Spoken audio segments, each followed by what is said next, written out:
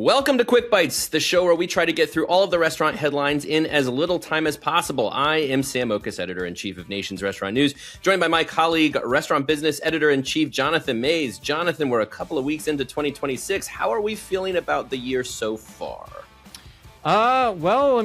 Things seem to be trending upwards, but I would not call myself optimistic that this will be a great year. I tend to think that there are too many wild cards, particularly from the administration, and I also believe that the U.S. consumer remains very concerned about prices, and really until their incomes pick up markedly, you're still going to get a large number of consumers that are going to have a tough time eating out. What do you think, Sam? What's your feeling? I think that sounds about right. The easiest way I can put it is that it can't get much worse. I think we've bottomed out, I guess. I don't know, shrug and cross my fingers. I agree. I think we'll get a little bit better, but probably not too much. We got to slog through another tough year. And we're going to start with some headlines that kind of get to what that year's going to look like. Let's jump into it, Jonathan. Let's talk about Sailormen. Sailormen is a Popeyes franchisee that just filed for Chapter 11 bankruptcy protection. It is a Miami-based franchise, about 130 locations, been around for 40 years. Jonathan, what does this bankruptcy filing say about Sailormen or Popeyes in general? It says a lot more about Sailormen than it does about Popeyes. So Sailormen, based in Miami, had some real debt problems, about $130 million in debt on a little bit north of 130 locations. That is a lot. That's secured debt, by the way, not including all the unsecured debt on the company. They also have a lot of leases. We're a very aggressive user of sale-leaseback financing. So you got a combination of a lot of leases and a lot of secured debt is just really a difficult combination at a time when even the best restaurants are seeing margin compression because consumers are spending a bit less. Costs continue to go up for labor and food. And so it's more about the franchisee than about Popeyes. I mean, look, Popeyes has not had the greatest 2025, but their franchisee profitability is supposed to be up. So more about Sailormen than about Popeyes, Sam. Yeah, Jonathan, look, I was today years old when I found out that you pronounce Popeyes very funny. Popeyes. Do you hear yourself? Anyway, it's fine. We'll talk about that after the call. I love it.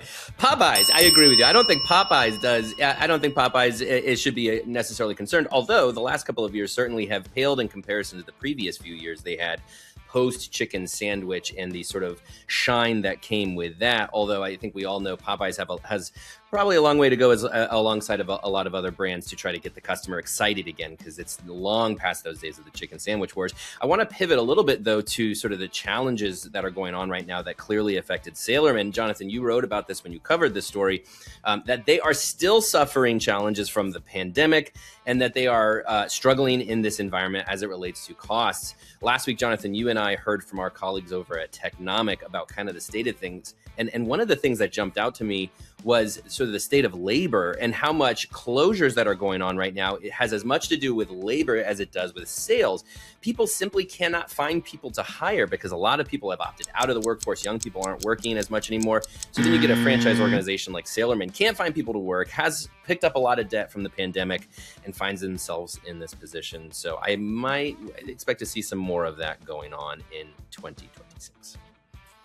Speaking of things that you're probably going to see a lot more going on in 2026, Sam, we are seeing a rash of new deals. Wendy's and Taco Bell in particular just introduced new value menus. We've seen several other restaurant chains introduce new value offers. So it looks like value is going to continue to be on the menu this year. What do you think about that, Sam? What does that say about the state of the industry? Yeah, the two big ones from last week, Taco Bell and Wendy's, two QSR giants, announced updates to their value menus. Taco Bell I mean, what more is there to say about Taco Bell? I'm always impressed with what they are doing over there, the amount of menu innovation. They announced their Luxe Value Meal, which has 10 items and 5 of them are new. They just have new items coming out of every orifice over at Taco Bell. But the most impressive part about the Luxe menu is that it's a $3 price point. I don't think we've seen the $3 price point as a valid value price point in probably 10 years. Only Taco Bell can get away with this because they continue to drive positive sales and traffic comps. They are Taco Bell. They are the kings of value. Young people love them. Everybody loves Taco Bell. So I suspect possibly a lost leader, but to come out and say, hey, we're going to do a $3 price point and get people to come in and get it, that's huge. Wendy's also with their Biggie updates. Now they've got a $4, $6, $8 price point. Listen, I think value is going to continue to reign because these brands need customers to come in the doors. Customers are really struggling with their budgets, and value is speaking volumes. Jonathan, you've written a lot about value over your career. I mean, have you seen anything like a $3 price point? Do you think the industry could ever get back to that kind of value pricing? Most chains can't. Taco Bell can do that because their menu sort of enables that sort of thing. You have, and it's really a benefit of being a Mexican chain. You can do an endless number of combinations with roughly the same ingredients, which really helps a chain such as Taco Bell. But I think that this era is as value-oriented as any I've seen in 20 years. We have almost a third of transactions feature some sort of deal. About half of delivery orders feature some sort of discount. Consumers are really, really overly focused on value and not really just cheap food. They really want to see lower prices overall, and they want to spend less for the same type of food, and that's what they're doing right now. So it's going to be a challenged environment for a lot of operators this year because of the way the consumer is. And gosh, you hear about these cost problems. Imagine driving your price even lower and struggling with costs. Again, I suspect we'll see more closures from all of those factors. All right, moving into our final headline of the episode, Jonathan, Dutch Bros has been one of the buzziest brands of the last couple of years. In fact, Jonathan, you just named Christine Barone of Dutch Bros the restaurant leader of the year to talk with her at RLC in April about how they've positioned Dutch Bros to be a leader in the beverage space. Very excited for that one. But Dutch Bros made waves when they announced last week that they had acquired Clutch Coffee out of North Carolina.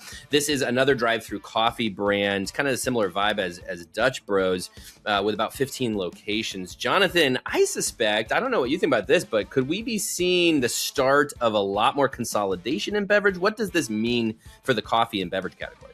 I think that you're probably right on. We've seen a number of these chains pop up over the past few years, growing very rapidly. And at some point, you're going to see some of these concepts, particularly the regional and smaller brands, really kind of face some major questions about whether they want to continue to try to grow on their own or they could join a concept like that.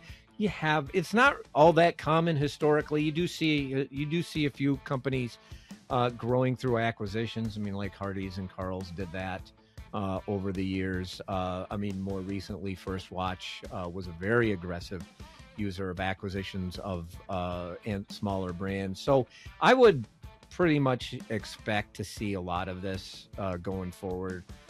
As these brands grow. And I think Dutch Bros is sort of in a race at this point with Seven Brew, which is growing incredibly fast, and they may sort of feel some pressure to continue to grow. So I'll see a lot more of that going forward. Yeah.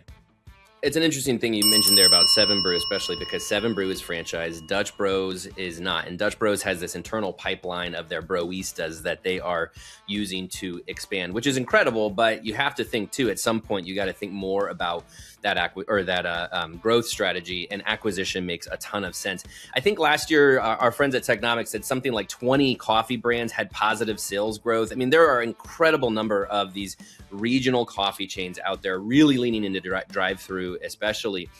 But simultaneously, you also have today, we just found out that Pete's Coffee is closing a bunch of locations. There are winners and there are losers. And naturally, in a category like this, you are going to see some consolidation. Dutch Bros and Seven Brew, to your point, Jonathan, are really the leaders here and really in a position where they can start to gobble up more of the marketplace through acquisition. Although, let's not sleep on the fact that Clutch Coffee's founder was a veteran of Dutch Bros. They had that relationship. He was inspired by Dutch Bros to start the company. So that could be at play here, but I certainly think consolidation will be the name of the game for the coffee category in the next couple of years. That's all the time we have today for Quick Bites. He's Jonathan Mays, editor-in-chief of Restaurant Business. I'm Sam Oches, editor-in-chief of Nation's Restaurant News. Go find more at restaurantbusinessonline.com and nrn.com. We will talk to you next time.